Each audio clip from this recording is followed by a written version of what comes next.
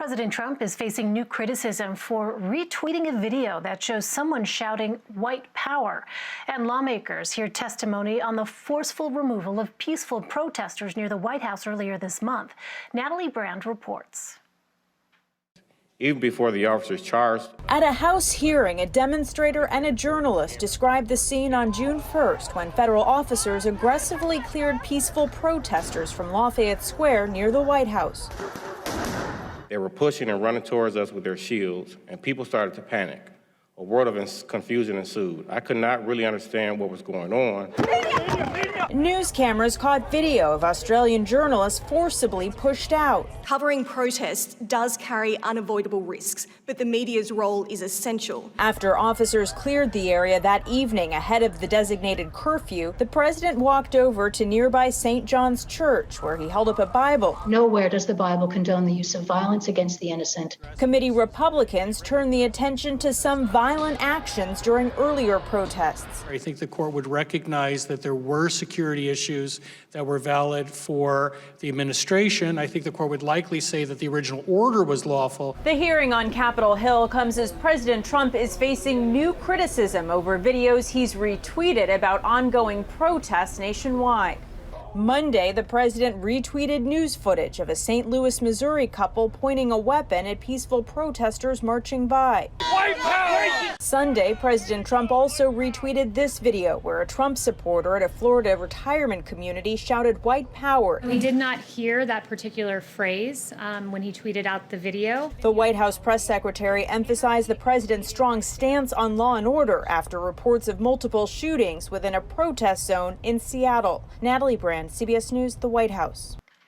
Mustafa Tameez joins me now. He's a former consultant for the Department of Homeland Security and an expert in the area of countering violent extremism. Mustafa, thanks very much for being with us. Last week, legislation addressing police reform stalled in the Senate. Are you optimistic that anything will get done with police reform at a national level? Look, what we saw, although the legislation has been stalled, that the Senate actually started doing a police reform bill. For those of us like me that have been around for a long time, any kind of a police reform bill coming out of Senate would have been unheard of. So there is momentum. The House has passed it. There were 3 Republicans that also voted on the House bill. I think that there is, as street protests continue, and if they're peaceful, this is an election year. Some of the senators are feeling the pressure. And I think that I'm optimistic. Although sometimes when you look at the United States Congress, you would wonder if anything could get done. But I'm optimistic that this time, because of the protests and where we are in history, that there's an opportunity for some kind of reform. I want to ask you, Mustafa, about something we're seeing in New York City. The NYPD says that more than 230 members have filed for retirement so far this month. That's nearly double compared to the same time last year. What do you think is behind that? Well, look, I think a lot is being made of it. You know, the New York City Police Department is over 40,000 people. We've seen several hundred people that are closer to retirement ask for retirement earlier. There's a lot going on in our country. I think the bigger issue that I'm seeing, that although we're seeing the federal legislation stalled in the Senate, at the local level, at state level, that many of the police departments are starting to try to do some kind of reform. We see that right here in Houston with Mayor Turner and others that have tried to push forward reform within the police, and that's what's needed. How much of a role do you think recruitment plays in all of this, and how do you think police recruitment should change? Well, we've seen over the years, police recruitment has changed. Many of the police departments now require to have a 4-year degree. Many departments have higher standards. The House legislation was trying to create a national standard. This way, you know, there's a floor that's set up, and I think that's very important. But we've seen a lot of changes starting to take place. We've seen changes that have taken place over the years. But in order to have a cultural shift, we need to keep progress heading in the right direction, and we need more of it and for it to happen sooner. Well, crime is spiking in some cities. New York City's homicide rate is at a 5-year high. Many backlogged courts are struggling with processing cases because of the pandemic. How do police departments respond to the public's demand to rewrite the rules of engagement while keeping streets safe?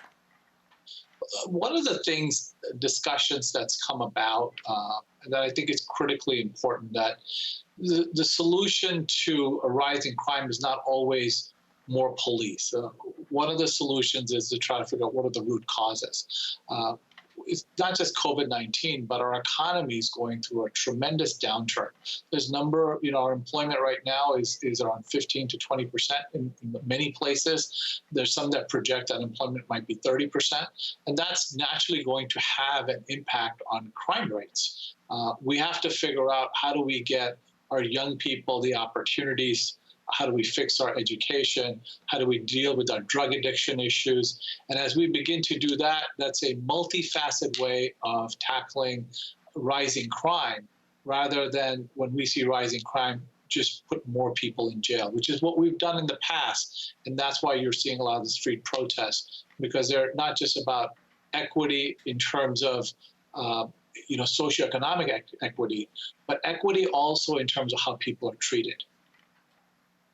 Do you think it becomes more difficult to try to tackle some of those root problems, though, given that we are in the middle of a pandemic? Absolutely. I think the pandemic, but on top of the pandemic, what we've got is an economic crisis, which I think is going to drive a lot of those crime rates. If you just look across the board, you're seeing, because of the pandemic, we've seen some increase in domestic violence. And two, with the rising of unemployment numbers, you're seeing, especially amongst the youth, that you're going to see some destruction in petty larcenies. And then overall, as a society, we're going to some real demographic changes. So you're seeing a lot of different things that add to the factor. And yes, it makes it complicated, but the opportunity is to fix it the right way, rather than just begin to put people in jail, which is what we've done in the past. Mustafa Tameez for us. Mustafa, thanks very much for taking the time to talk to us.